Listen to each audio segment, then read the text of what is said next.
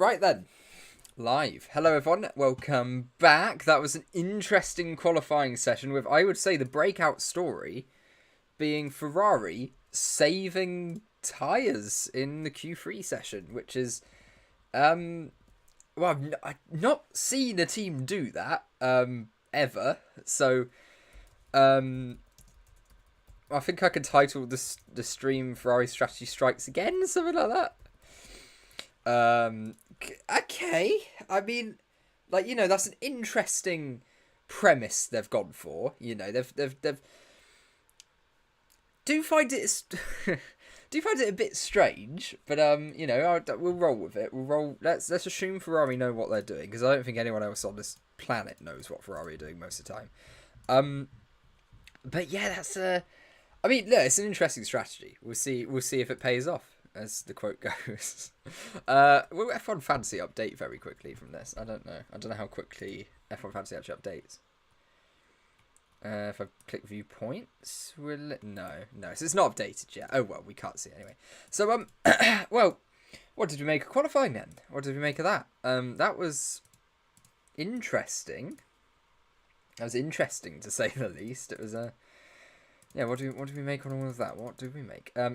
Like Red Bull in testing, it was Red Bull today, but it's some step forward for Aston to be in the mix of the free two. Yeah, I mean, obviously it's sort of, it looks worse, right? It looks worse than it probably is, because obviously Ferrari didn't get another run in. They chose to save the tyres, which was a strategy call. Like I say, we'll find out tomorrow whether or not it has paid off, but it is a strategy call. But yeah, we'll sort of see. And as well, the Aston Martin, it was there or thereabouts. I don't think Alonso really hooked up that last lap, to be honest. We were expecting them to be a little bit quicker than that. I mean, everything that we saw, sort of Q1 to Q2, indicated that. The grid also did look a bit artificially close, because, of course, we had the top drivers from each of the sessions not actually the fastest car didn't actually go and do a second run in each of the sessions. So that's why it looked a little bit closer than it sort of ended up being. When it actually came down to, Q1, Q2 versus Q3. Don't know why the commentators were hyping that up so much. It's like, bro, literally, like, some of these cars aren't even on track. What are you talking? But yeah, nonetheless. So what's everyone saying? Fernando's a fantastic job. Yeah.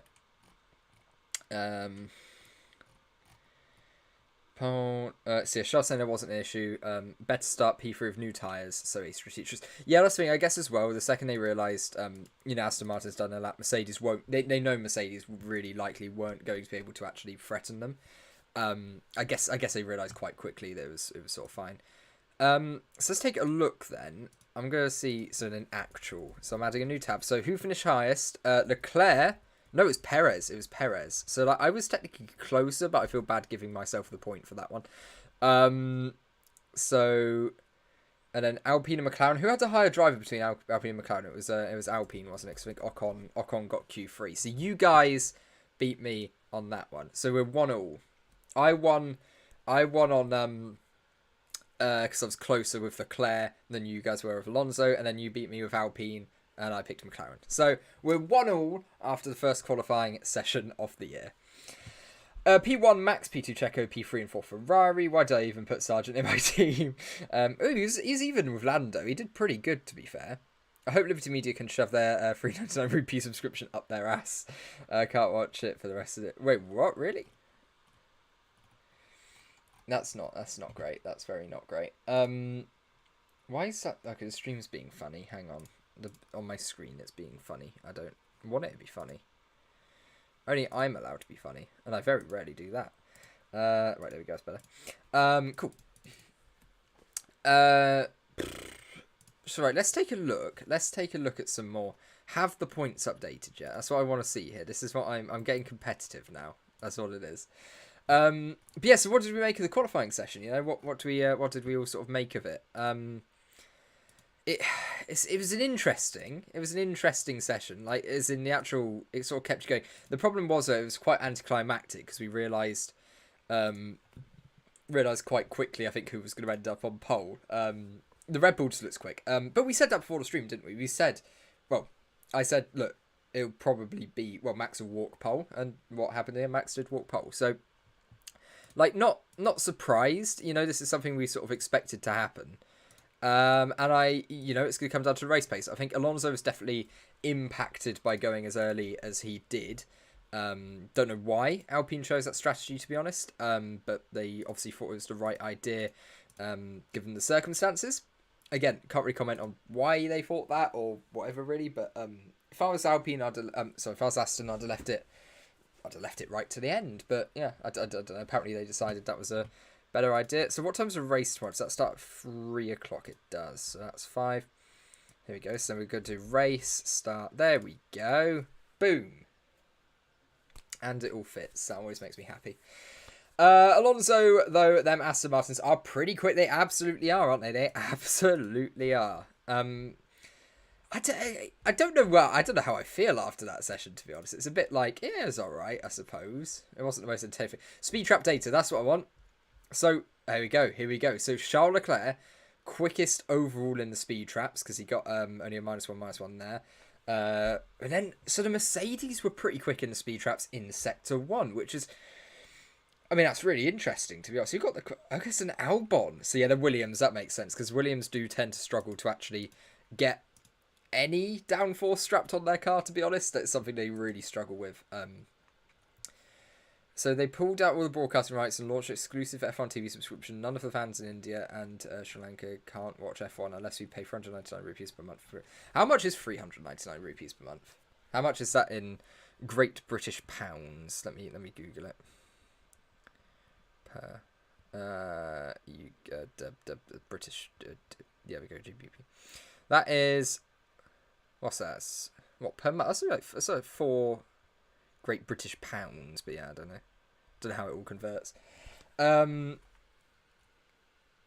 a big market they've opened up to. That's a massive deal for F1 TV to have like access to the Indian market now. It's a huge deal for them. Can I use this? Is this working?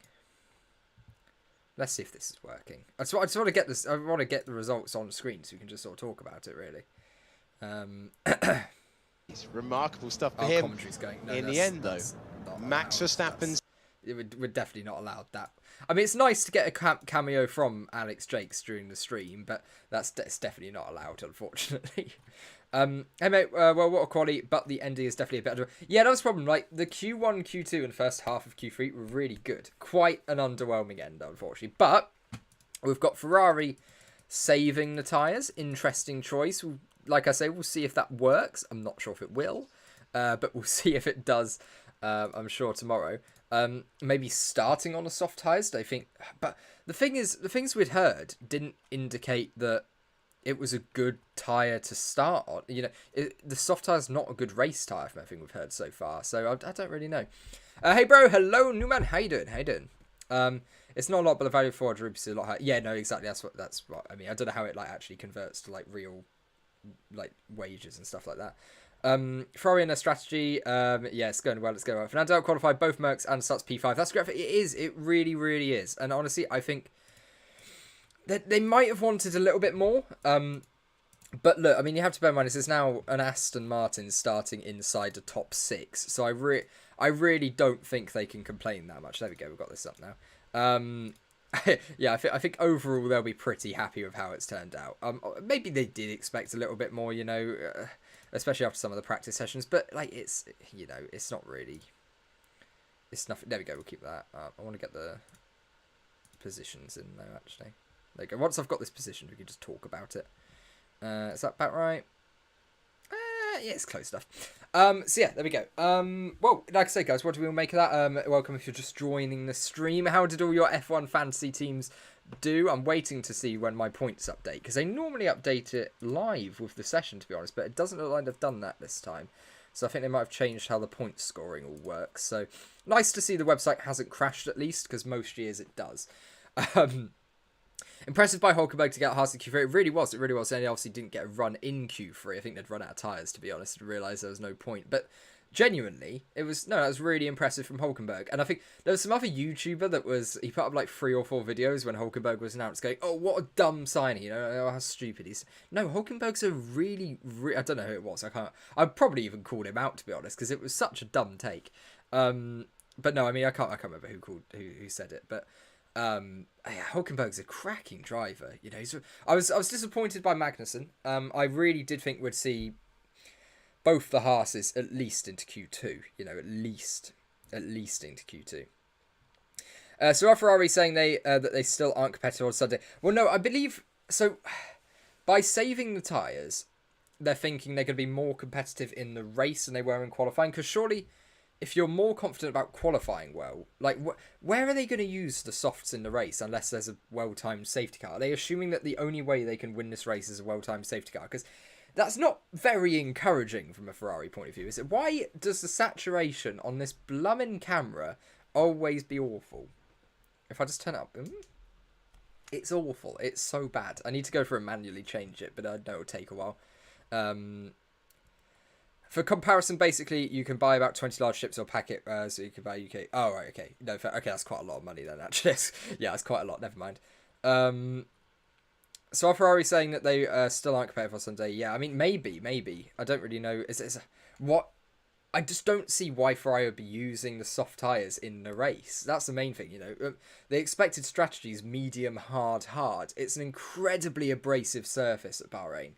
And the soft tyres, the C3s, were only good enough for about a lap. You know, we saw the C4s, they were all right in testing. C5s by the final sector were completely gone. So, yeah, it's interesting that Ferrari seem to want to use the C3 tyres in the race. I personally, based on all of the data we have so far, wouldn't. But I guess they're hoping for a late safety car, something like that. Pop the softs on, easily win. If that's the only way they think they can win, then fair play. And the season is so far shaping out the way we expected it. So, you know, we were talking earlier, or the way I expected it. We were talking earlier about this graph, right? And I was saying, yeah, well, Red Bull, they need to get a good start this year. You know, they're going to have to really pick up some early points. They'll probably have a strong advantage starting the year, and then the other teams will start to catch up. I've got the first part of the prediction right. I've got the bit where I said that Red Bull will be really strong. That was the easier bit to predict. Now we're just hoping that sort of the rest of the grid can catch up as the season goes on. And we have a thing where, you know, these other teams, the Ferrari, the Mercedes, the Aston Martin, they have a big points deficit to try to overturn. And that sounds like a really fun season. Like, that sounds really fun. So, yeah, no, it's pretty cool. Miss Vettelman, he shot his first. Well, yeah, no, but I don't. I'm starting to think really, because he'd have known how competitive the Aston Martin was going to be. There's no way that he retired by choice. Like, they must have said to him, look, we really want to bring in Alonso next year. If you're thinking about going, you know, now would be a good time, sort of thing. They must have pushed him because he knew this car was going to be quicker. You know, Inspector Seb, you know, he'd have known, and he's an engineer as well. Like, he knows what he's, you know, he knows everything about these cars. He'd have known it was going to be quick. So yeah, he must have been pushed rather than jumped, as the saying sort of goes. So who was a massive overperformer from this session then? So we had Max Verstappen, obviously, on pole by about 10th and a half ahead of Checo. I mean, Checo being within a 10th and a half is pretty impressive in itself, isn't it? I think for Checo, that's not a bad qualifying. Being within, you know, 0.15 of Max, that's by, you know, his standards pretty good, to be honest, because you're against Max Verstappen, a very, very good driver. Then who else have we got? We've got Charles Leclerc, obviously didn't get a final run in. And yeah, Ferrari just going for a different strategy. And it'll be interested. That'll be really interesting. Yeah, 400 miles too. Yeah, I mean, that sounds expensive given the, like, sort of how much everything else costs. Do you think Aston Martin has the same pace in the long run? So based on what we saw in practice, yes. And I don't see why Red Bull would, well, you know, Red Bull, Ferrari, Mercedes, I don't see why they would sandbag the long runs. That doesn't make a lot of sense. At all, to be honest. So I feel like the long run data, I mean, but that's always the thing, you know, we always try to go off of long run data as opposed to those headline times, because the headline times of performance run, get the driver's eye into the car, see how it handles, see how, like, slight setup tweaks change it. A long run is, you know, that's testing the car properly. You know, there's no point in going out and doing a 15 lap long run if it's not representative. There's just no point wasting all of the mileage on the parts and all of that sort of stuff. So the race times that we saw yesterday that had Aston Martin fairly level with Red Bull, sort of just above Ferrari, just above Mercedes sort of region, that seems, I don't have a reason to not believe that. The headline times from yesterday, we always knew, that was going to change. I came into stream saying Verstappen's going to be on pole quite comfortably by 2 or 3 tenths. I was well, actually, it was 2 tenths from Charles Leclerc, so yeah, I mean, that's there or thereabouts. I was expecting Perez to be as close as he was, so no, Checo did really well there. Checo did really well.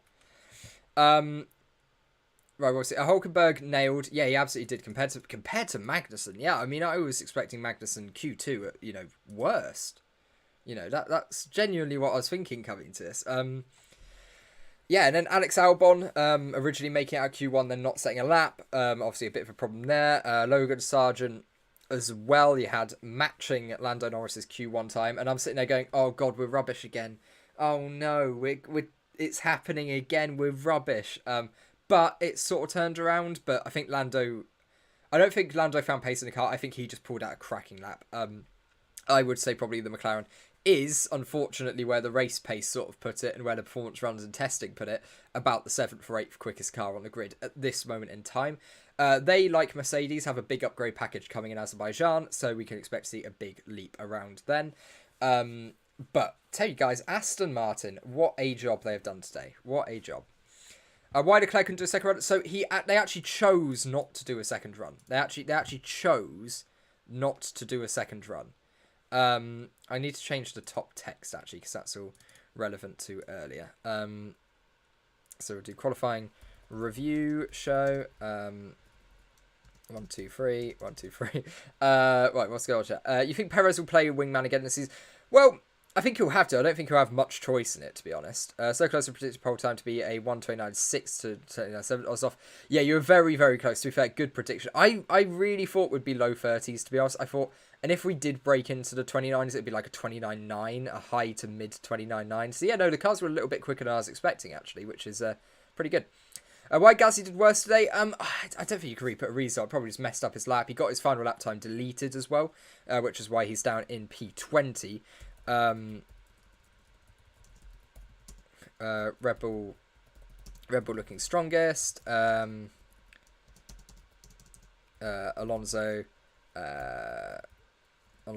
takes P5. And what else we'll do? Ferrari choose not to do second Q3 run with Leclerc. There we go. So that's that thing done, and just a bit of a gap in. Yeah, lovely. There we go.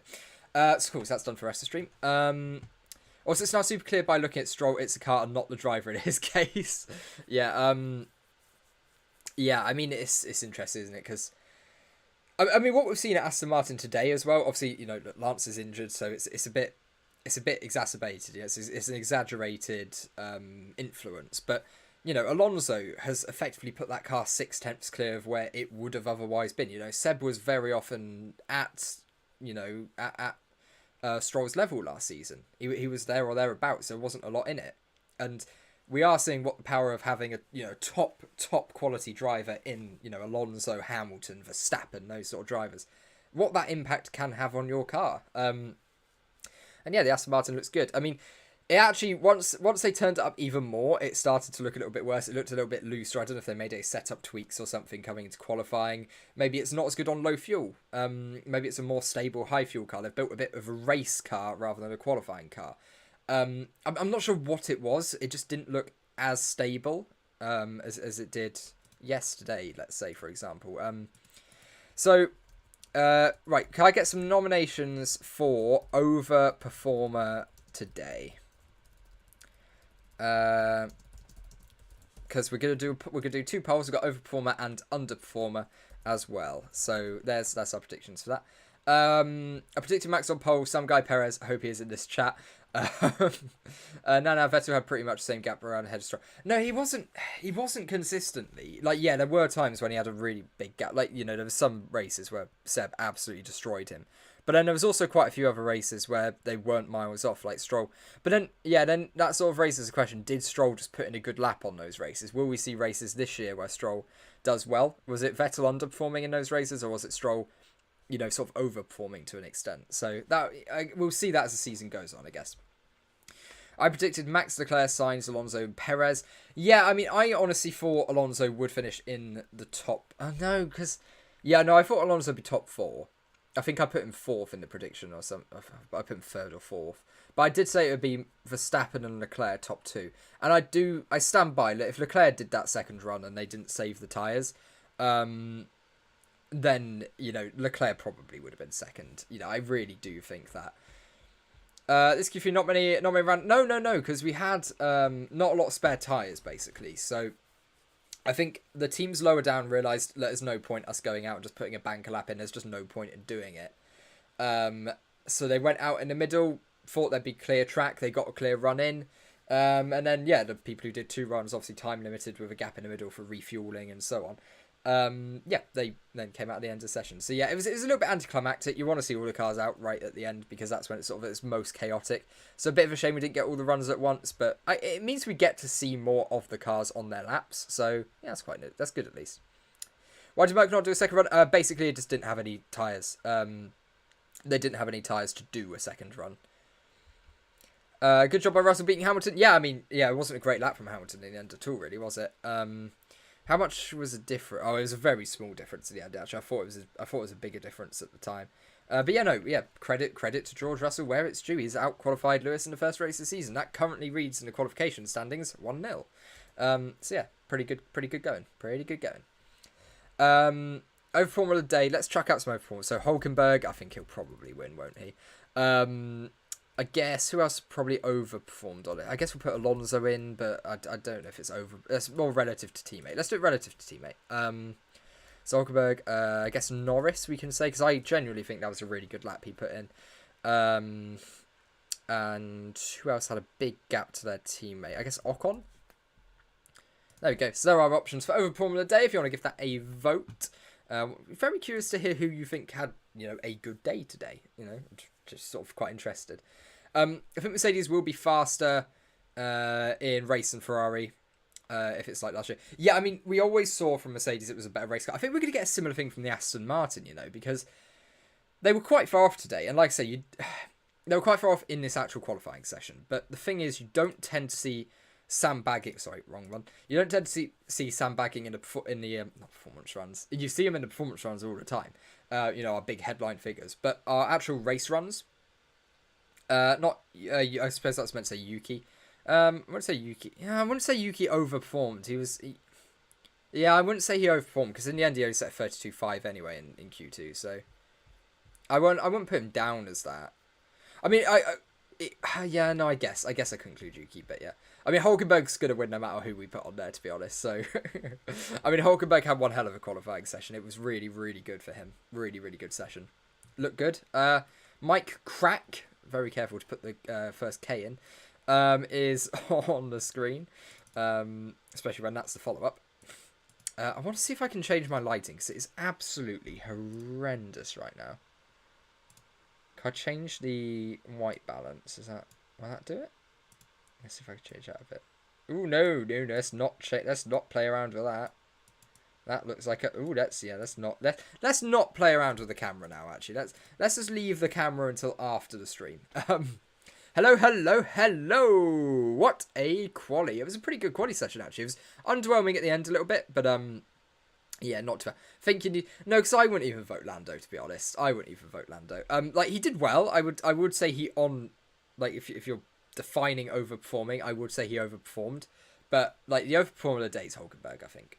Although I did think the Haas was quicker than the McLaren, actually, so maybe there's an element of debate to be had there. But I want to see, has the F1 Fantasy app been updated yet? That's what I want to know. I want to see how my team has done. No, it has not. Cool. I bet they're going to do it this year where they just don't update it until after the race, and that's really annoying. Rookie of the year, Alonso. Yeah, rookie of the year. All the way. But yeah, no, overall, that's... how would we rate that qualifying? Let's do it on a scale of 1 being, really, really rubbish, and 5 being, yay, that was the best thing I've ever seen. Let's do it on that. I'd probably give it like a 3.5, something like that. It was really good. It was probably like a 4.5 up until Q3. It was a really, really good qualifying session. Then you get to Q3 and everyone comes at different times. I'm like, at 6, yeah, fair enough. 3, yeah, fair. I see. Anyone know what happened to Gasly? Didn't watch quite. So he got his lap time deleted. So that's why Gasly was so low in Q1. He got his lap time deleted. And unfortunately, yeah, just a bit off the pace because of that. His first lap wasn't good enough. A lot of frees. Okay, I agree with that. McLaren, yes, is looking rough. It's looking rough, guys. I'm not so happy about McLaren, if I'm being brutally honest. That could have gone better. And because I'm used to Alonso being Q2, yeah, I fair enough. I mean, yeah. Even a delay lap time, he'd be 17th. Oh, was he in the end? Oh, okay, yeah, fair enough. I didn't see where he ended up. I mean, I knew he was out in Q1 no matter what, but I didn't know he was 17th. I thought he was like maybe 16th or something. I mean, there's not a lot in it, but Piastri P18, yeah, it wasn't great from Oscar. Gonna be honest. But again, this just proves the thing that we were saying before the stream. We don't have any back markers this year. I thought the AlphaTauri and the Williams were the weakest cars. Turns out the McLaren's a hell of a lot worse than I thought it was. Or Piastri's a lot worse than I thought he was. We'll see, I guess, as the season progresses, which one it is. Piastri isn't living up to the hype. I don't say first race. Oh, yeah, I mean, it's not even his first race yet, you know. Like, it's very, very harsh to judge him based off this. Show was really good compared. I mean, you also have to bear in mind, Daniel Ricciardo, a very, very good racing driver, also had performances like this compared to Lando last season. So, you know, I wouldn't put a lot of blame on Oscar for this. I wouldn't really, like... Yeah, I'm not judging Oscar based on it. Show was really good compared to his teammate. He qualified below Bottas. The only back markers are the drivers. Teams producing very competitive cars. Yeah, absolutely. And look, if before this session, if you had to say which drivers are likely to go out in Q1, in your list, you would have had Nick De Vries, Oscar Piastri, and Logan Sargent. So... not a surprise. And then if you said who's going to be bottom of Q2... Well, okay, let's say if you're ranking the drivers on pure pace, so, you know, like, on how you think they'll perform, given their experience, all of that sort of thing. So, obviously, we're applying rookie tax to all the rookies. You don't expect them to do well. They're right near the bottom.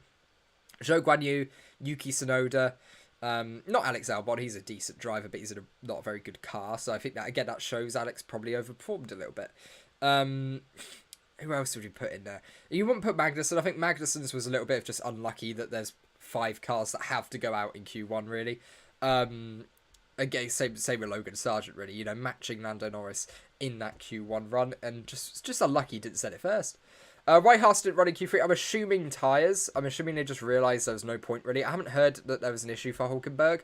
But if you look at it, his 30.8 first time out, you know, his Q2 time would have been enough to actually put him in 8th place. He'd have been able to break into the top 8. So, for whatever reason they didn't run, they might have not had any tyres at all, you know. They might have actually just done so many runs, because Hulkenberg was screwed by the red flag from the debris coming off of Charles Leclerc's car right early on. So maybe they ran out of tyres because of that. Maybe they're like, oh, we didn't even expect to get to Q3. And then we're just happy to accept 10th. House better than Ocon? Potentially. Did the teams have soft tyres, just anticipating late safety cars? Well, that's what I'm starting to think now, because the thing is, the softs aren't good. They're not a race tyre. The expected strategy for tomorrow is medium, hard. The soft is not a good race tyre. I'm having to lower the light. This is absolutely appalling. Why is the lighting level so awful? But yeah.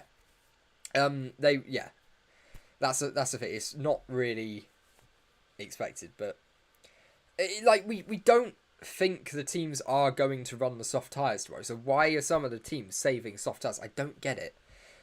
I really don't. Because do we get late? I don't know. You don't even get a lot of safety cars at Bahrain, do you? That's the thing as well. You don't even really get a lot of safety cars. The only reason that you can tell the McLaren cars really struggled is when Lando's... Yeah, exactly, yeah. I mean, Oscar, he's a rookie in a pretty bad car. So he's going to go out in Q1. That's just going to happen. It's his debut race. Lando P11...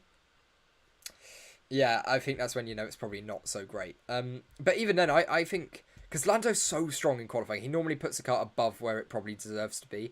So that's even less encouraging for McLaren, is the fact that him overperforming potentially is him getting the car into 11th. So, not looking great. Lol Max had on race 25 laps on soft. Yeah, okay. I'm not saying it's impossible to use the tyres. I'm just saying the expected strategy is a medium hard sort of strategy. I guess medium hard if you're trying to one stop, but we're not expecting drivers to use the softs a lot tomorrow. At least that's what everyone in the paddock said. They might all be completely wrong or just completely lying. There's a very real possibility they are. But based on what Pirelli expect, based on what the paddock have said, we're expecting a 2-stop medium hard medium hard medium, something along those lines. First race, maybe reliability may cause late set. Yeah, potentially. But we shouldn't have reliability issues in this race. It's not something we really should be having. Because there's not been a major shake-up on either front this year, either powertrain or aero. Will Stroll be able to survive the 57 laps? I mean, it'll be impressive if he does. It'll be really, really impressive. So, if he does, fair play. I'll give him a round of applause. He probably won't be able to applaud back. Haha, see, funny joke because he's got a broken wrist. But, yeah, we'll see. I personally don't think it's a great idea that he's doing the race, to be brutally honest. I don't think he's probably even going to learn that much from it, because he's not even in proper... he's in control of the car, but he's not 100%. So at that point, are you learning as much from it as you would be normally, or are you throwing away points? I think it's leaning towards potentially throwing away points at the moment. It would be better for Haas if they did not modify the car during the season. Don't touch that one, what works well. Yeah. I mean, what was it last year? They said their upgrades made the car worse. So, yeah, maybe let's not trust Haas when it comes down to upgrades. But vibrations alone is going to really hurt. Yeah, he's had a pin in it. Yeah, he did. He had a pin in it. So, yeah, I mean, it's not a good shape for Stroll to be in here. This is not great. Ferrari save soft tyres for the race or fastest lap. Yeah, I mean, are they going already for the fastest lap point?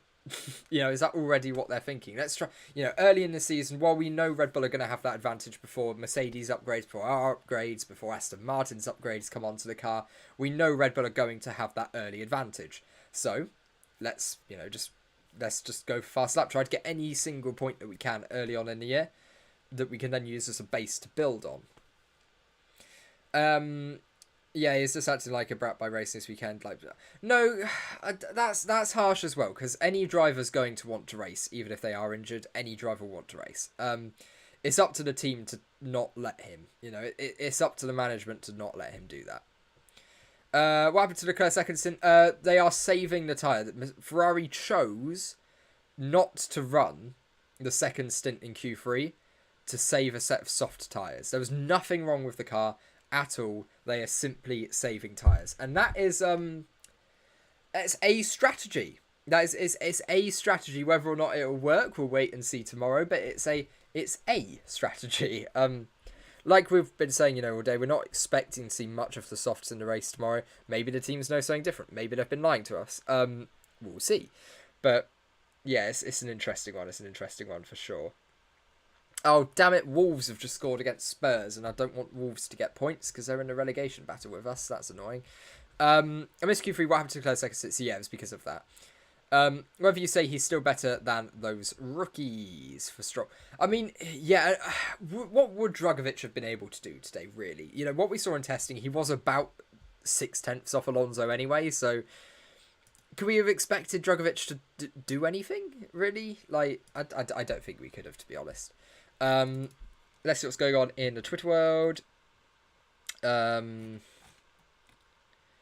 Yeah, Leclerc opted not to complete another flying lap in the final segment of Bahrain qualifying in order to save an additional set of soft tyres for Sunday. So maybe they are planning softs. Maybe the deg was lower than we expected. But given it's the Ferrari as well, where we heard that the deg was actually quite high, that makes it even more interesting.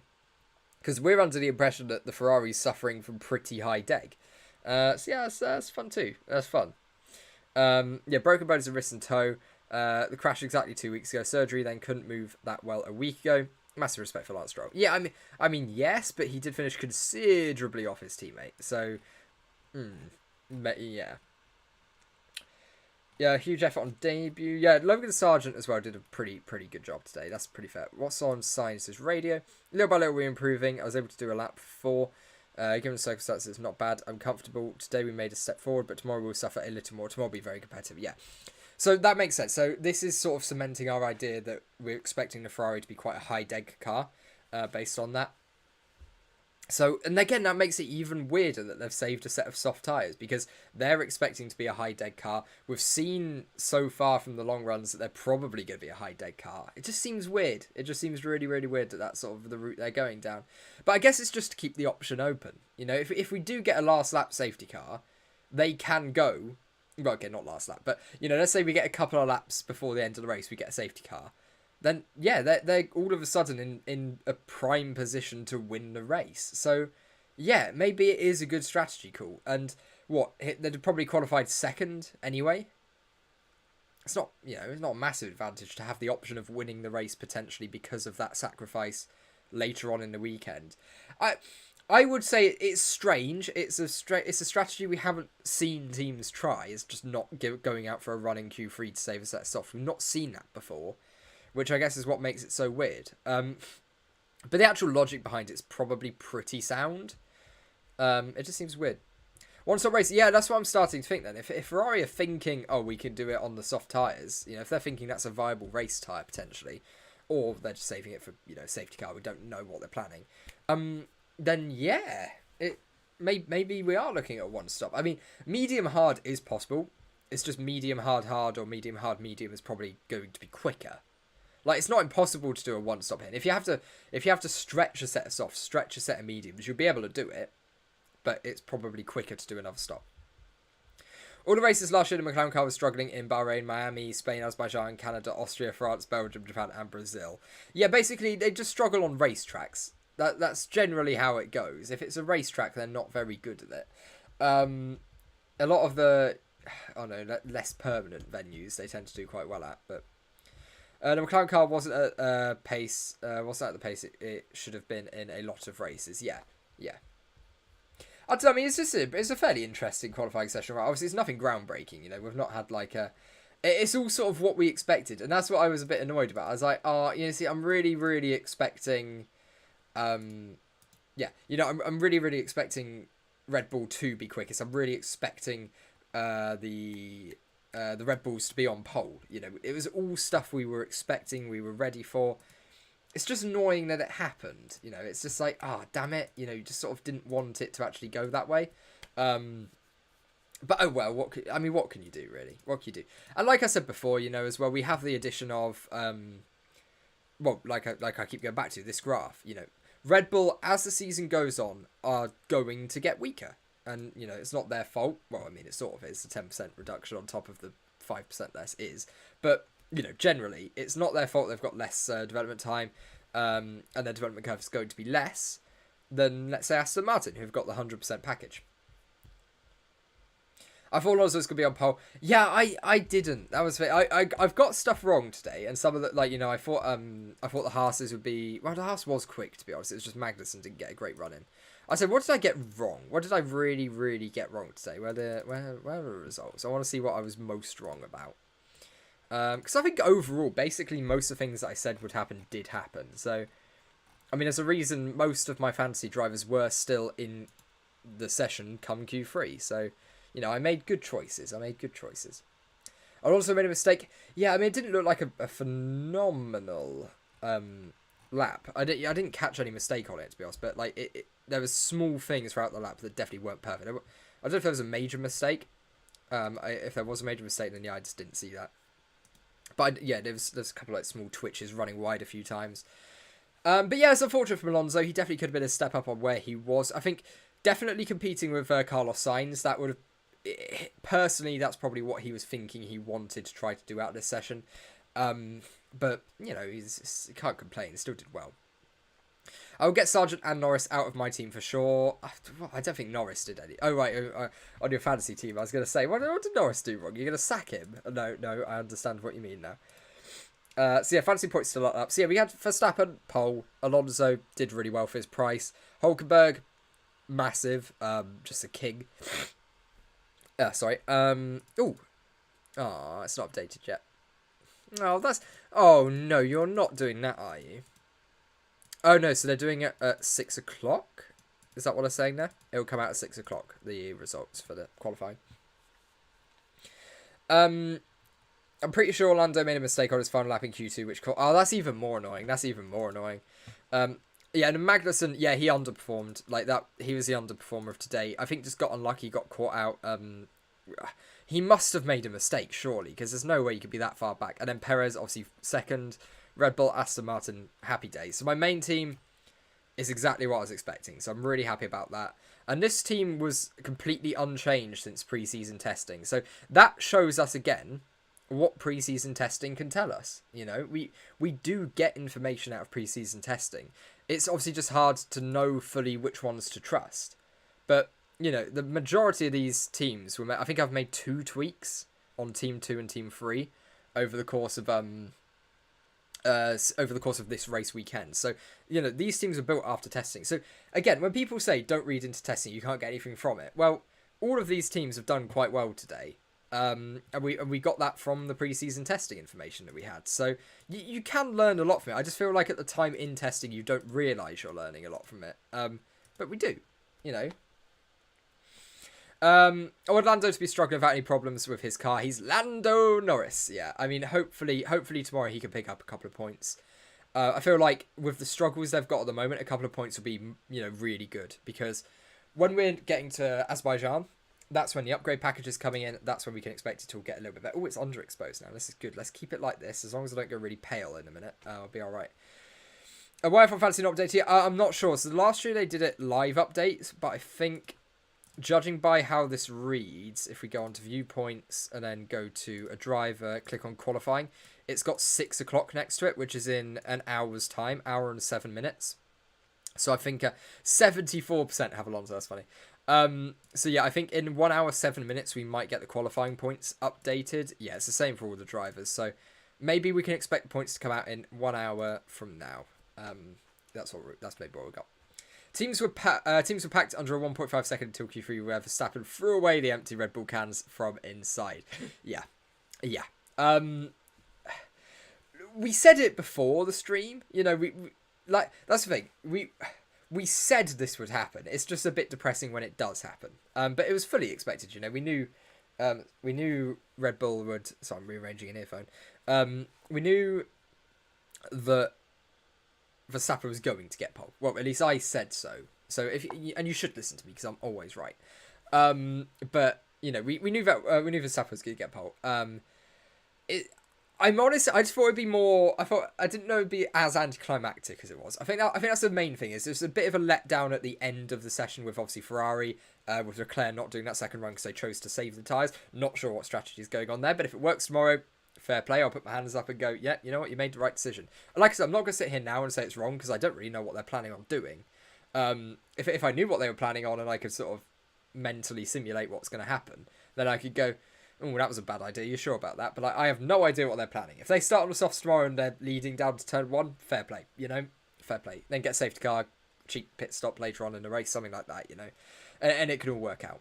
And if that's the way they think they're going to beat Red Bull, then maybe it is the right course of action. So no, it's over. It's fine. It's fine. Just interesting. It's just something we've not seen before. Really, that's the main thing. The thriller was to height. Leclerc didn't make a second lap. What a boring era. I don't think it'll be a boring era. I really don't think it will. The race pace between Red Bull and Aston Martin looked fairly solid. Ferrari were expecting, Carlos Sainz has already said it, we're expecting them to struggle in the race. They suffer from degradation issues a bit more than some of the other teams. So that's expected, again. But I understand why it's a little bit underwhelming because obviously we didn't get that run. And I think Leclerc would have been up there. You know, I really genuinely believe he'd have been P2 within that 10th of max sort of region. Obviously we just didn't get the run. And they've not suffered because of it. You know, they're starting third here. They're in a really, really good position still. So, look, if it works out for Ferrari, fair play. Well done. We'll have to wait and see tomorrow. If it goes wrong tomorrow, then we can laugh at them. We can say, "What a stupid idea that was." Ah, you absolute idiots. But right now, I'm not going to bully them too much. I think the Mercedes will be very quick when they get that new side pod in Baku. Yeah, I agree. I think the Mercedes season starts in Azerbaijan. For now, they just want to pick up as many points as possible to stay within touching distance of the likes of Red Bull, which is obviously going to be hard because Red Bull, you'd assume, are now pretty strongly looking at a 1-2 tomorrow. They've got 2 cars behind them that are expected to experience really high degradation. Mercedes won't have the pace. Aston Martin, I'd be shocked if Alonso could overtake both the Ferraris and both the Red Bulls. That's just not going to happen. I would say right now, actually, I'm going to check what the odds are. I'm just going to put a quick £1,000 on Verstappen to win the race, assuming he doesn't DNF, because it's working for them. It's working for them at the moment. Isn't it really surprising Sainz had more podiums than Leclerc shit? Yeah, it really, really is. And that's because a lot went wrong. A lot went wrong for Charles Leclerc last year. A lot of his making and a lot sort of out of his control. So, yeah. I have so much sympathy for Charles Leclerc last year because they had to turn the engine down. So they were doing well in qualifying. They had a really good one-lap car. And it was just, yeah, watch Perez win. I know. But can you truthfully see Perez outracing Max Verstappen? Like, really? Qualifying, sure, he can give it a go, but how often? How often does he outrace him? That's what's... No way Ferrari is already trolling with strategies even before the season start. I know, it's so funny. It's so funny. Whom do you think will win? Max... whom do you think will win? Hamilton, Max, Alonso, Leclerc in same machine. Oh, you've got... That will vary race by race. I think Charles Leclerc probably marginally is 4th in that over the course of a whole season because of his consistency. Then you maybe put Max, because Max should theoretically be sort of in the prime of his career right now with how many seasons he's had and his age. So, you know, that if we're comparing prime Alonso, prime Hamilton, prime Verstappen, and probably prime Leclerc when he reaches that age and that experience, then yeah, that's a bit harder. But right now you'd probably go Verstappen because he's in his prime. Like, this is his prime era. Then, like, maybe Hamilton marginally over Alonso and then Charles Leclerc 4th. That if in the same machinery, that's what I'd go with over the course of the season.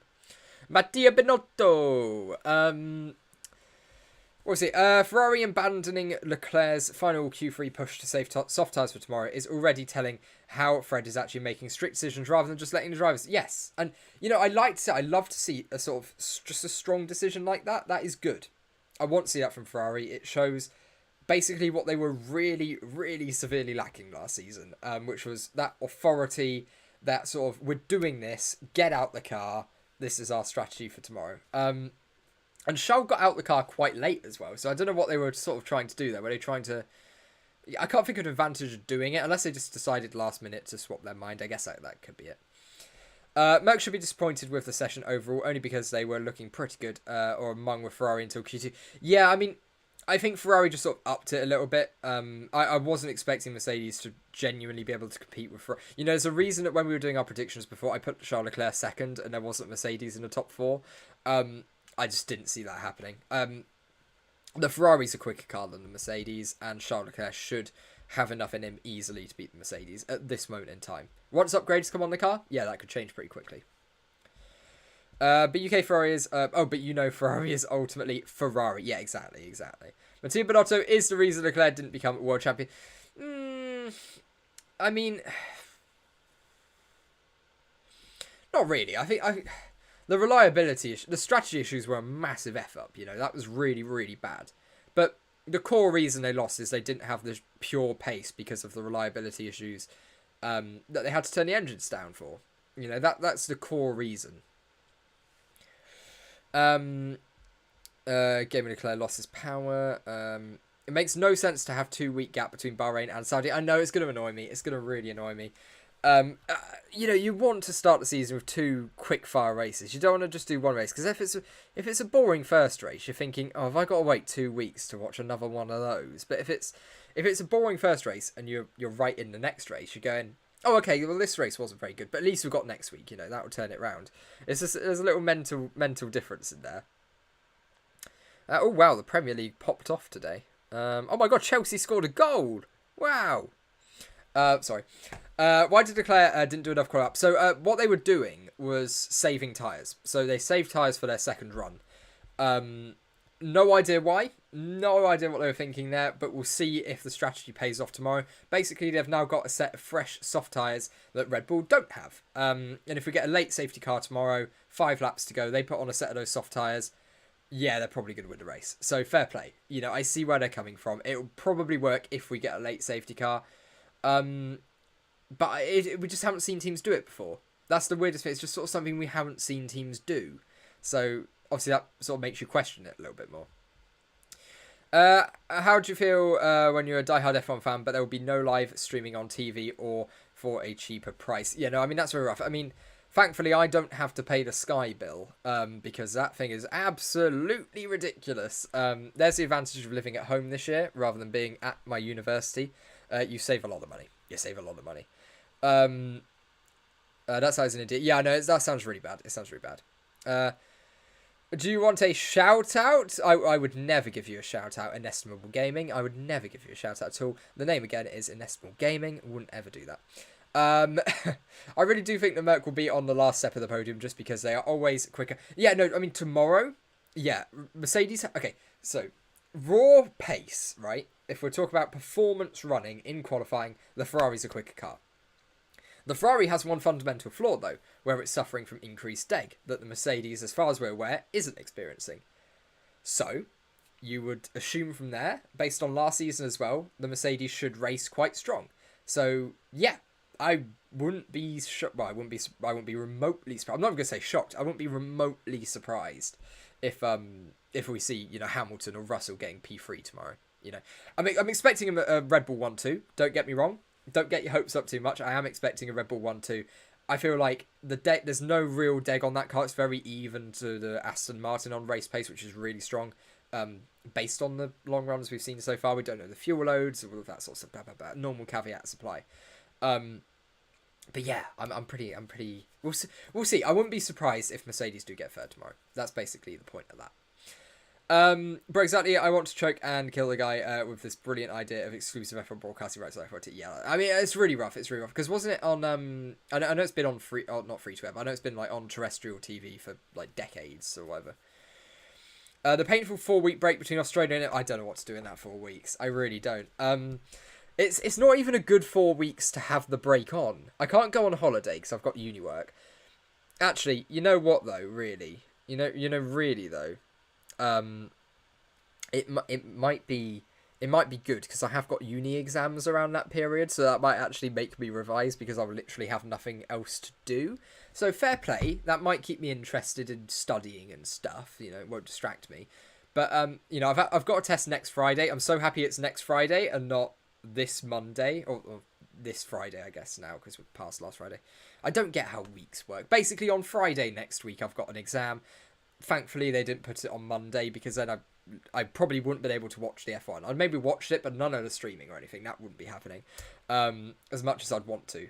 So I'm happy they put it on a Friday at least. And there's no F1 on Friday, so again, that won't distract me either. So we're all right on that front. Unfortunately, it is a 4-hour exam from 3 o'clock till 7 p.m. And I have about an hour and a half drive home after it, so I won't get home till about 9 o'clock. And then I'm going to pick up some food on the way home, so it's going to be about like 10 o'clock. So not looking forward to next Friday, to be brutally honest. Yeah, good fun. Who's first? So Max Verstappen on pole, Sergio Perez second, Charles Leclerc third, Carlos Sainz fourth, Fernando Alonso fifth. Then both of the Mercedes with George Russell and Lewis Hamilton, and Lance Stroll with his broken wrist, putting in a fairly decent performance in P8. Why don't you have panel discussions with your subscribers who wants to? Okay, so yeah, I really would like to do something like that. And it is something I've considered doing before. The problem that I have with it is finding the right format to do it in. And again, and then another route you go down is, do you want the same sort of regular guests representing each team? Because I've really wanted to do a fan forum sort of thing, where before each race we hear from someone who supports each team. And we have a little chat with them, that sort of thing. And, you know, people could just watch their team if they want. It would probably be like an hour-long video or something. But we'll just ask questions about each team and hear what those fans have to say about it. The problem is that does include finding 10 genuinely good presenters who support each team. And that's quite difficult. Because obviously, you know, it's very easy finding a fan for each team. But you've got to find someone who could speak well, you know, really. They know what they're talking about. They're very knowledgeable. And also just sort of a decent presenter, sort of upbeat, like I try to be. I don't know if I am. I try to be. You guys hang around, so I assume I'm doing something right. But yeah. And everything points to tomorrow for a boring race until Stroll decides to take out both Mercs by turn 1. Well, that's the thing, you know. You've got a Lance Stroll who's injured right, he's injured. He has horrible racecraft normally anyway and likes crashing into people. Who's also got a quick race car now. So basically, instead of crashing into his teammate for P13, he's going to be crashing with Hamilton. And I can't wait for Twitter to absolutely lose its mind at that, because that's going to be the most horrendous thing ever. Will Leclerc be champion of the world? Well, yes, you've answered your question now. I'll give you that. He's got a very, very real opportunity to be champion this year, Charles Leclerc. He really does. Whether or not I think that's actually going to happen is dependent on how well, and I'm going to use this graph again, the teams utilise these advantages that they have. It all depends how well each team utilises their advantage over Red Bull. At the moment, it seems Ferrari are really close. From what we've seen today, Ferrari seem really close with Red Bull. That extra, I don't know, however much. RaceBeacon, you should have the most successful YouTube channel that makes it forgot. Oh, thank you very much. That makes me very happy. The record is 154k. Who has 154k? Because I know that makes sense. No, because I know WTF1 have like over 1 million. I mean, I wouldn't call that F1 content though. Oh, shots fired. No, that's a lie. That's mean to them. But yeah. I think Stroll, it's not a government school or free. Yeah. It's not a government school, so not free. Can I be in a power discussion for McLaren, having been following each and every team for quite a while? I would love to improve my public speaking skills because I want to be a F1 reporter. I mean, yeah, if we go ahead and do that stuff, I'll have people applying for like each one and have a chat with them, see sort of what they all know. It's something that I'd love to do. So yeah, I mean, if there's enough sort of support for it, it's something I'd consider doing. Charles make at the moment too many mistakes. Yeah, I agree, and that's something that can put him off being a champion, absolutely. And we saw it last year early on when the car was more competitive. He made mistakes. He put the car into the wall all on his own accord, completely his fault. And if it wasn't, look, last year Ferrari couldn't have won the championship. Their reliability issues with the engine meant they'd broken down from too many races anyway to win the championship, so they had to turn the engine down, so they're not retiring. So no matter what, they wouldn't have won the championship last year. However, we saw hints that Charles Leclerc really was sort of cracking under the pressure of being in a championship fight and making the mistakes that the champion wouldn't make. Like Max, he didn't crash by himself a lot and all of those sort of things. He didn't make the same mistakes. And it's good experience for Charles last year to have that. He knows what not to do now, and hopefully he'll be able to apply that to a new year and put up a championship fight, because ultimately that's more interesting for us. It gives us more stories to follow, but it's also just more fun to watch in general. So, yeah, fingers crossed he does sort of get that. I don't think Leclerc will win because Mercedes developed faster than anyone. Yeah, that's the thing that's encouraging for this year for Mercedes, is they're starting this year closer than they started last season. Obviously, clearly. 4 tenths off with Russell? Yeah, 6 tenths off pace. I think they were about a second off last year. They were really, really slow last year. We know they have a massive upgrade package coming in Azerbaijan that's going to fundamentally change their car. The side pods are back. In what form, in what shape, how much, the rest of the impact on the car, we don't know. The expected performance gain, we don't know. There's a lot about it we don't know yet. And we'll be questioning that all the way up until Q3 in Azerbaijan as well. You know what? Q3 Azerbaijan, thinking about it, is going to be like a new season opener. Because we have so many teams bringing upgrades. Alpine are bringing a big package. Mercedes are bringing a big package. McLaren. They're the 3 that I know are bringing big packages. I know everyone else will be bringing more as well. But those 3 are bringing big packages. So if the rest of the teams, some of the midfield teams, do the same sort of thing, that could be like a new season opener. It'll be where, okay, we've had a few races with the old, the old grid. This is the new grid. Let's see what it looks like now. And yeah, fingers crossed, that's pretty good. Any idea to visit India? I mean, honestly, I have no idea where I would visit in India. There are so many places that I would want to go if I went India. It's one of those, it's almost like there's too many options. It's like I want there to be just one thing, and I can go, yeah, I'm going to go to this place to see that. But like India, there's so many things I'd love to see. I have no idea where I'd go at all, because obviously it's quite big. So, yeah. I think Red Bull is more in balance than Ferrari and Mercedes. I agree. The Red Bull should be the quickest race car. It's the best performance run car as well. Aston Martin, from the data we've seen so far, and bear in mind, this isn't me doing an opinion, from the data so far we have seen, is the second fastest race car. So yeah, we'll see what happens there. Q1 and Q2 indicated that they are still a threat. Yeah, so tomorrow's race is going to tell me whether Mercedes really is as bad as they say that. Yeah, I mean, we'll see. We'll see. Like I say, the long run data from yesterday wasn't great from FP2. It wasn't phenomenal. But so what, you know? We could read quite a lot into it, but you never know. You don't know what fuel loads they're on. You don't know how hard the drivers are pushing and so on. So we'll find out tomorrow. All of these questions we'll find out tomorrow. So I don't want to linger too much on some of them, but I mean, other ones like about the whole season. Yeah, there's some really interesting questions about that because, like I say, I'm going to go back to it again. This graph. It's massive. This is the talking point of the series. This is what's going to shape every single thing about this championship this year. How much are Red Bull hindered by the lack of development time? You know, Ferrari have 12% more. Mercedes, 17% more. Aston Martin, 37% more CFD and wind tunnel time. And let me tell you, as my... Okay, no practical experience, but as my educational limited experience of being an engineer, that's massive. That's going to make a big difference. So Aston Martin especially will be looking to have a really, really good development curve and development cycle this year. And yeah, fingers crossed they will, because obviously it's more interesting for us. Take care for the cows in India, yeah. What do you think about Perez's statement yesterday? I won't help if I don't get help. Yeah, and I think that sort of stems back to, I think we've seen a firming, or what's entrenching, that's it, they've entrenched their views after Mexico last year at Red Bull. They've sort of figured out, okay, this is probably what's going to happen. Checo wanted to win at Mexico. Max didn't give him the win, and then that sort of spilled over into future races, and it all just became a little bit toxic.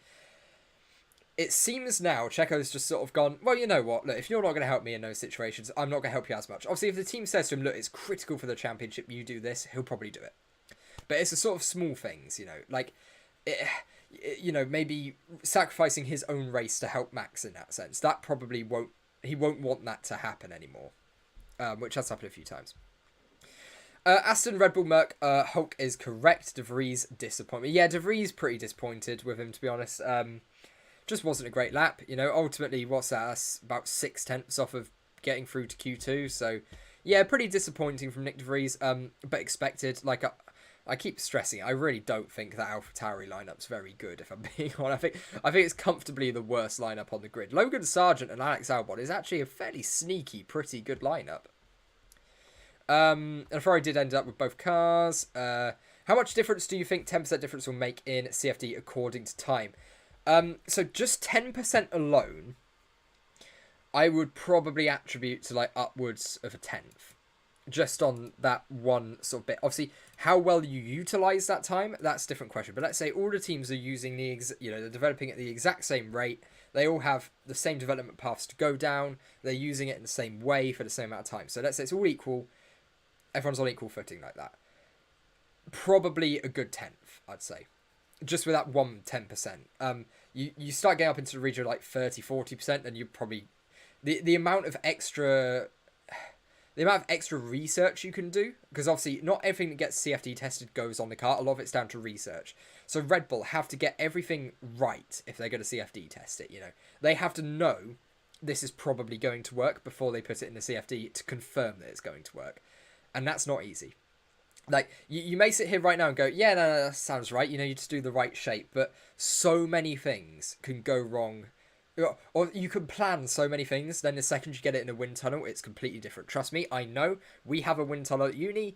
It's horrendous. You plan something out. You go, yeah, it's going to do this. I've modelled it even on CFD before you put it in a wind tunnel. And then you get two completely different outputs. And you're like, well, how has that happened? And that's why it's so important, because Red Bull are going to have to do more on-car testing. You know, actual real life at the circuit with the parts on the car. And that costs a lot of money. So then we're looking at budget cap implications again, because actually having to manufacture parts rather than just CFD testing them. And it's just so, and then they're wasting time in that weekend as well, testing those parts. So if it doesn't work, they've hindered their run plan. There's so many impacts. There's so many knock-on effects from this, just even 13% less, that I don't think a lot of people realise until we sort of get in, you know, until we dive into it. It's a big impact. What are we seeing? Williams sent fastest. I swear to God, I know they look alright, don't they? They really, really do look alright. And I wasn't expecting that from Williams, so fair play. They're my overperforming team of the day. AlphaTauri are where I expected them to be. Maybe one of the cars getting through to Q2 at a push. fair enough. But Williams, no, fair play. Alex Albon didn't get a run in Q2. That's why it looks worse than it probably is. He actually did really well in Q1. Logan Sargent matched Lando Norris in Q1. You can't complain about that, can you? You really can't complain about that. So yeah, it looks all right for Williams. Slowest car at the moment, though, is I would say definitely the AlphaTauri. Maybe, I don't know. The Haas is quick. I don't think we have a slowest car. I really don't think we have a slowest car. It's going to change race by race, lap by lap, depending on how well the driver does, because the cars are just that close. What if Perez starts to put himself ahead? They always have Ricciardo in the back line. How much concerned? Well, yeah, so Perez, potentially, if he starts thinking, I'm not going to help Max, Ricciardo, but then will Ricciardo be thinking, I want to drive so much that I'm willing to help Max in every single race? You know, does Ricciardo want to do that? Is he that desperate to return just to, you know, help Max win? I don't think he wants to do that. He wants to go against Max. He wants to be on equal footing. He wants to beat him overall. So yeah, there's a lot of psychology with the Red Bull. I feel like are approaching a political crisis with their driver. I don't want to say crisis because that's a bit much, but political moment with their drivers where, you know, Checo won't just accept being told to be second best the whole time, every single race. Ricciardo won't want to come in just to help Max, so it's not even like they can use Ricciardo as a threat to Perez. There's so many aspects to it, and it'll be clever man management from Red Bull on that front this year. What if Perez... I literally just read that one. Then according to CFD time, Williams should be close like 3 to... Well, no, but it's not linear, okay? It's not like completely linear. Also, Williams just won't use that time as well as Red Bull do. They probably don't have the scope of development and all of that sort of thing. It's not linear. Like if you give one of the F1 teams 1,000,000 hours, let's say, 500,000% of this starting time, yeah, they'll probably be quickest by the end of the year, but they're not going to be like a minute quicker. It's not linear. The quicker you are, the harder it is to gain time. So, Williams, yeah, if you gave Williams a whole year of unlimited CFD, they'd probably come out with the quickest car. If you give him half a year, let's say, or if you give him like 200% on this graph, they probably still wouldn't even be quickest. They probably still wouldn't even be the quickest car. So, yeah, there's a lot to it. It's not linear. Like it doesn't work linearly. It's a graph. It's like that. And it depends on the scope of your design, how well you can work it, and all of that sort of thing, how effectively you use the time. Basically. I hope that makes sense. Is it very weird that Ricciardo left Red Bull in the first place? I mean, yeah. a little bit. But I see where he was coming from. Like, I don't blame Daniel for leaving at all, because he was in a position where he was being beaten by Max. He knows he's not going to win. Because, Daniel Ricciardo, good F1 driver, he wants to win a world championship. Why wouldn't you? If you're an F1 driver, you want to win the championship. That's why you're there. And he'll have known early in his career that was a very real opportunity for him. So, yeah, I mean, he didn't want to play number 2.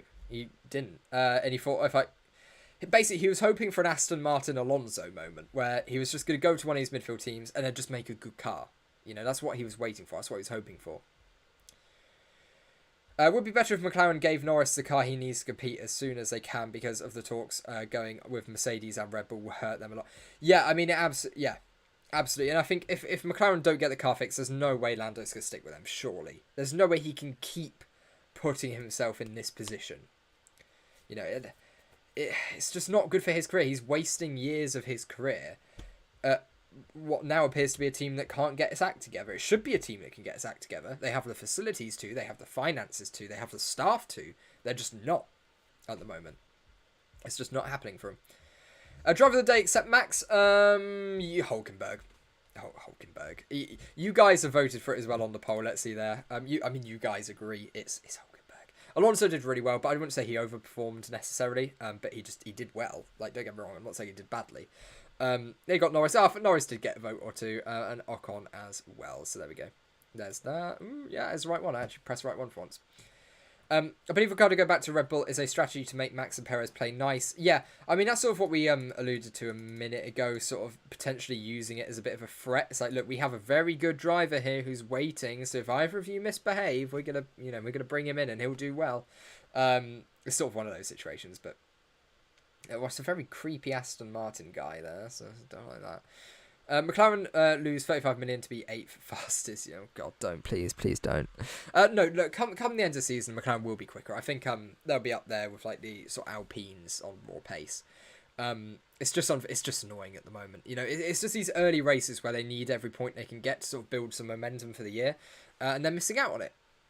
That's not good. It lowers morale around the team, and then everything goes down from there. Why the heck is Norris on there? Well, I'd say he overperformed his car. Yeah, I'd say he outperformed what that car... I think it's comfortably his 7th, 8th quickest car this weekend, and he got it in a position where he very easily could have gone Q3. So I'd say he's on there. Max, let Checo through, please. Exactly. I don't think we'll hear that, though. I don't think we'll hear that on the radio. Ferrari, I believe, are still holding back. All will be revealed in the race. No, I don't think they are, because you don't hold back in qualifying. You just don't do that. And they're a team that we know are expecting to suffer from fairly high degradation as well. So I really just don't see Ferrari doing that well this weekend. I don't see it happening. I really don't. I'd love it to, because, look, don't get me wrong, I want a competitive race. I really do. I want a 3-4 driver fight for the win. Not sure it's going to happen, though. As much as I want it, not sure it's going to happen.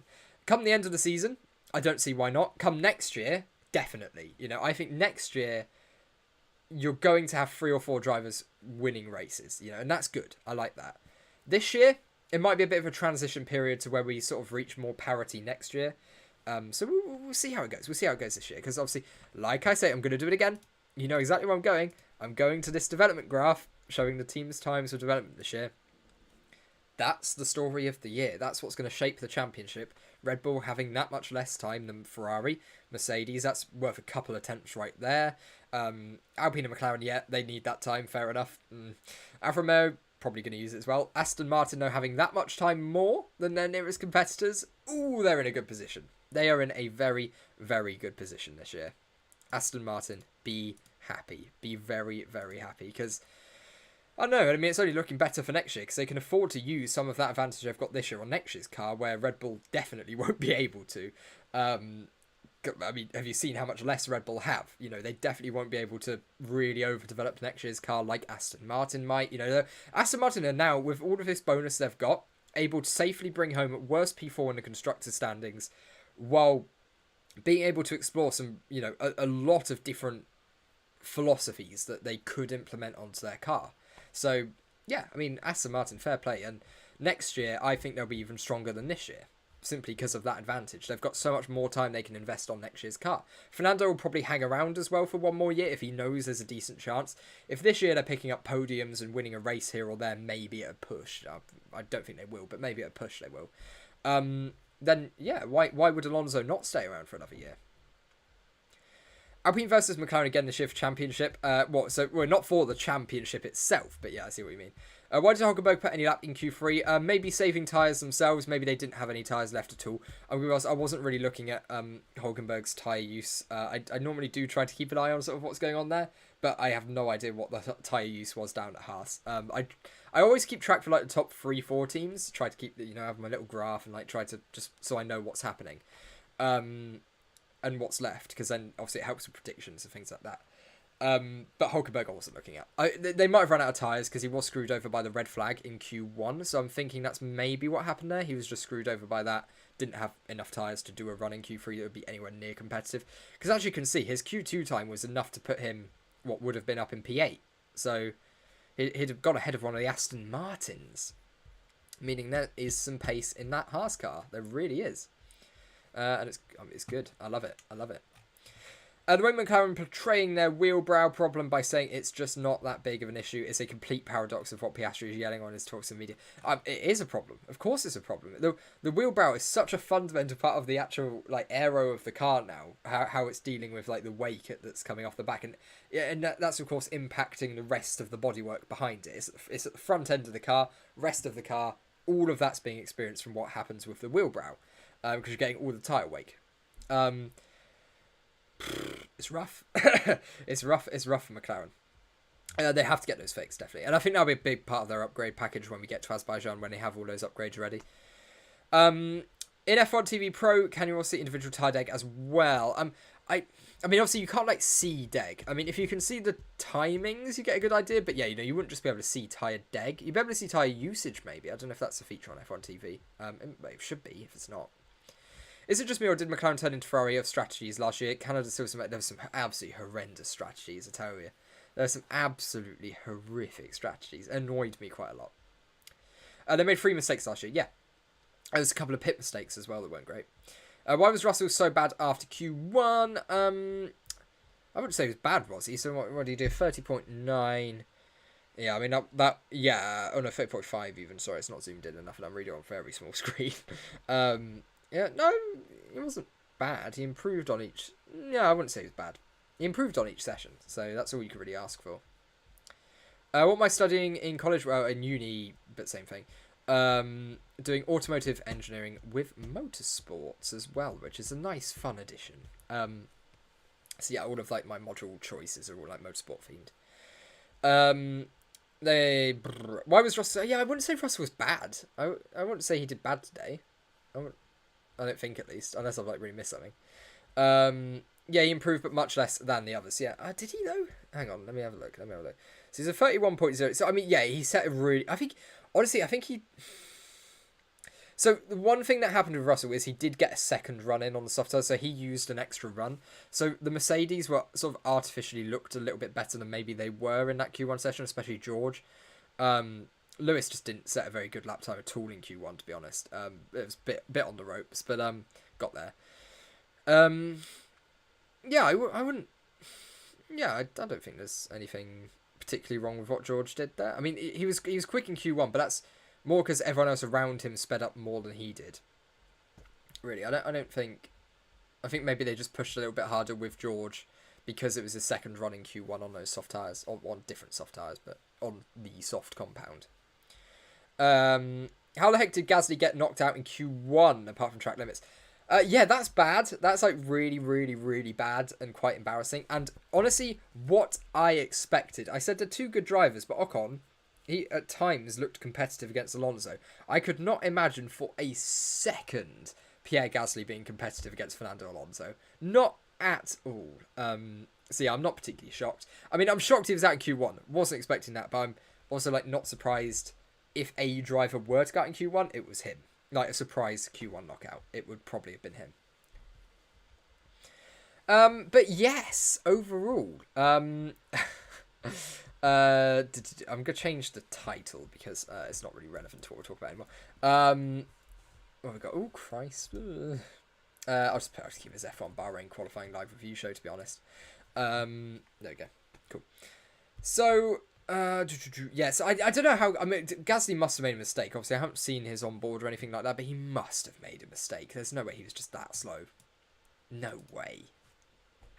Like, that's bad. Like, that's really, really bad for him. Too many things open. There we go. Yeah, cool. Yep, cool. But yeah, so like I said, anything else sort of question-wise at all? Because as I said, I mean, we can't really go for like 2 hours on this one because there's not really a lot to talk about. We're not building up to anything at the moment. And all of the race prediction stuff, that will come in the race preview show tomorrow, so we're going to try to stay away from that as well. But yeah, we'll sort of see how all that goes. But yeah, any questions for sort of like qualifying or any sort of comments, anything you want to talk about? Update your team championship after this quali. What's team championship thing? Who do you think is the best driver outside top 3 teams apart from Lando and Fernando? Okay, so far Ocon. Albon, no, not Albon. Probably Ocon, to be honest. Yeah, Ocon. I'm pretty happy with saying Ocon. Ranking update. What's that for? Because right, so we have the... I need to create a little graphic for our little like quizzes that we're doing. So it's currently 1-1 because I got the Leclerc prediction right. I said he'd be the highest finisher. Well, I got closer. I didn't get it right. Perez was the highest finisher out of those 4, but I was closer with Leclerc than Alonso was.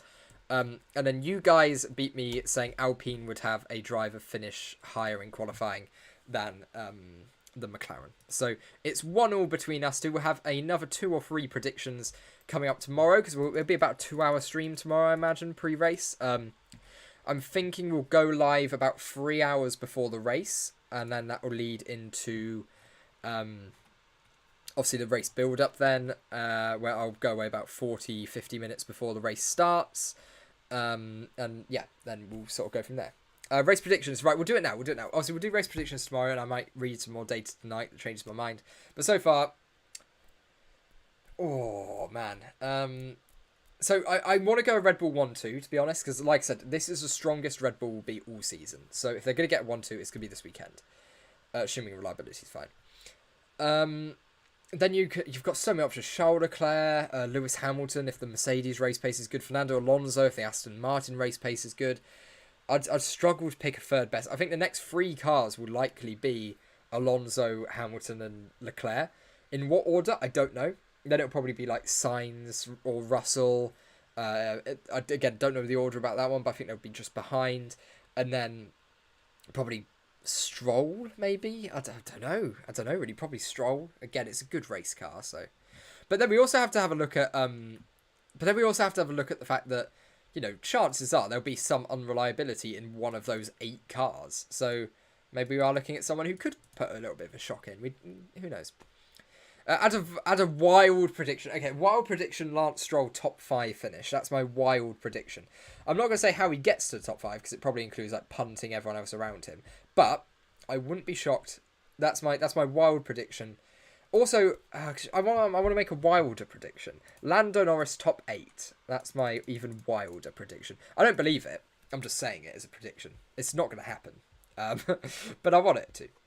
I know it sounds stupid, but Aston Martin was extremely disappointing. No, I see where you're coming from. But like saying it sounds stupid, but no, I sort of see where you're coming from, to be honest. And like to an extent, is when I was like, were we getting maybe a little bit selfish or sort of wanting them to do more than they could? But no, I mean, apparently Alonso made a mistake on his lap or something along those lines. So we'll see. I mean, the race pace we knew coming into this was going to be a stronger aspect for the for Aston Martin. So Lando top 8. Yeah, there you go. Who do you think apart from Lando? Yeah. Under our predictions, well, yeah, I'll cover that one. I'll cover that one. So yeah, we'll have a look at the F1 fantasy stuff. If you want to pop in, if you are new here and you want to join the Discord, then that is a link in the description. And the F1 fantasy, if you missed it first time around and you want to join and you're new, you can still join the F1 fantasy league as well. It is the top link in the description. Basically, Discord and F1 fantasy, both links in the description. And you can at me and ask me literally any question whenever you want on the Discord. So, and it's a bit more informal as well. So yeah, we have a lot more random chats on there. But yeah, I think I'm going to round off the stream because we've done quite a lot of streaming today. And yeah, I think overall it's gone pretty well. Talked about some pretty interesting stuff. Pretty good qualifying session, like we say. Rated about 3.5 stars overall. I think that's pretty fair. How much more time to left on Fantasy Point Update? About 25 minutes. 25 minutes. Bye, see you, Colin. Is it a bold prediction to say that Verstappen win all the races? Probably not, looking at the pace at the moment, but I would say yes, based on again, I'm going to bring it up, based on this, they're surely going to get caught up come the end of the season. Like, if they don't, then they've done an absolute masterclass. You know, they've been absolutely amazing if they don't get caught. But yeah, Charles, we looks happy. This looks like a man who's very happy about the strategy choice. He looks very happy about that. 100k soon? Maybe. If we got a three-way championship battle and I streamed after every single race and we got a lot of controversy, yes. If it's a boring season, probably not. But yeah, guys, thank you ever so much. Been a pleasure as always, and speak to you next time. We're going to end the poll. So Hulkenberg won the overperform of the day. Underperform, we're just going to put Nick De Vries because I don't need to do a vote on that. That's the answer. If you think it's something, otherwise you're wrong. Good night, everyone. See you all tomorrow before the race starts. About 3 hours before lights out, we will go live. I will schedule the stream about now, probably after I end this. I'll go get a drink first because I'm quite thirsty. I actually got a bit of a sore throat talking. But yeah, see you guys tomorrow. Hope you all have a great night. Hope you have a great meal, dinner, whatever. I don't know what you're doing, but whatever you're doing, enjoy it. See ya. I forgot to end the stream again. Yeah.